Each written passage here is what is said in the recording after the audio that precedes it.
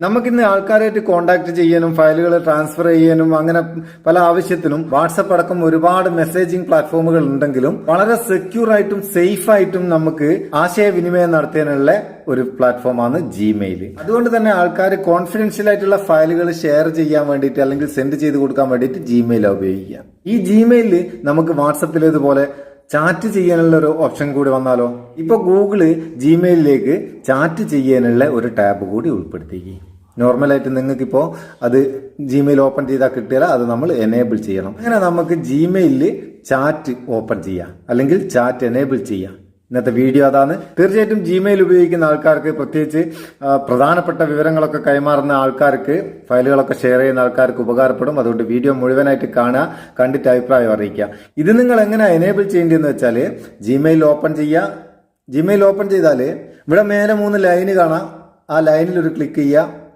Click ചെയ്തിട്ട് ഏറ്റവും താഴേക്ക് പോയ ഇവിടെ സെറ്റിംഗ്സ് കാണാം. സെറ്റിംഗ്സ് ഓപ്പൺ ചെയ്താൽ നമ്മുടെ ഫോണിൽ ഒന്നിലധികം അക്കൗണ്ടുകൾ ഉണ്ടെങ്കിൽ, ഒന്നിലധികം ഗൂഗിൾ അക്കൗണ്ട് വെച്ച് നമ്മൾ ഫോൺ ഉപയോഗിക്കുന്നുണ്ടെങ്കിൽ ഏത് അക്കൗണ്ട് ആണോ ആ അക്കൗണ്ട് നമുക്ക് ഓപ്പൺ ചെയ്യാം. ഞാനൊരു അക്കൗണ്ട് ഇവിടെ സെലക്ട് ചെയ്തിട്ട് കുറച്ച് താഴേക്ക് വന്നാൽ ഇവിടെ നിങ്ങൾക്ക് ജനറൽ എന്ന നീല എഴുത്ത് കാണാം. അതിൻ്റെ കൂടെ ഒപ്പം തന്നെ ചാറ്റ് കേരളി ആക്സസ് എന്ന് കാണാം. അതിന്റെ നേരെ ഒരു ചെക്ക് ബോക്സ് ഉണ്ടാവും. അതിലൊരു ടിക്ക് കൊടുക്കുക. ടിക്ക് കൊടുത്തിട്ട് ഇവിടെ വരുന്ന പോപ്പപ്പിൽ ട്രൈ ഇറ്റ് എന്ന് കൊടുക്കുക. ഇത്രയും ചെയ്ത് കഴിഞ്ഞാൽ വീണ്ടും നിങ്ങൾ ജിമെയിൽ ഓപ്പൺ ചെയ്യുന്ന നേരം താഴെ നിങ്ങൾക്ക് കാണാം മെയില്, ചാറ്റ്, റൂംസ്, മീറ്റ്. അപ്പോൾ ഈ 2 ടാബ് കൂടി നമുക്ക് വന്ന് ഈ ചാറ്റ് ഓപ്പൺ ചെയ്തിട്ട് നമുക്ക് ആവശ്യമുള്ള കോണ്ടാക്ട് ഇവിടെ നമുക്ക് ഏഡ് ചെയ്യാം. കോണ്ടാക്ട് എന്ന് വെച്ചാൽ ഏത് ആളായിട്ടാണോ നമ്മൾ ചാറ്റ് ചെയ്യുന്നത് അവരെ മെയിൽ ഇവിടെ സെർച്ചിൽ എടുക്കുക, അല്ലെങ്കിൽ നമുക്ക് എൻ്റർ ചെയ്ത് കൊടുക്കുക. ഞാൻ ഇപ്പോൾ ഒരു മെയിലൊന്ന് കാണിച്ചു തരാം.